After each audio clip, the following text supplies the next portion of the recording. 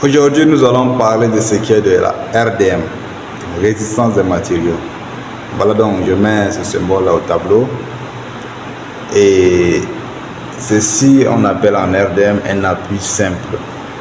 Donc cet appui simple est utilisé uniquement pour empêcher des réactions verticales. Donc voilà, un seul mouvement n'est pas permis, pendant que les deux autres sont bien permis. Donc c'est pourquoi on l'appelle un appui simple.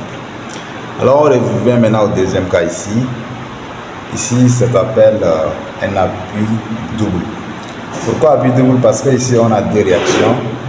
On a d'abord la première qui est verticale et la seconde est horizontale.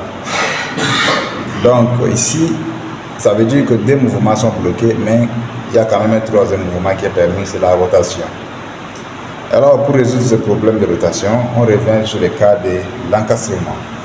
Donc c'est l'encastrement qui va permettre à ce qu'il n'y ait aucun mouvement. Dans ce cas, on a une réaction qui est verticale qui élimine tous les mouvements dans le sens Z.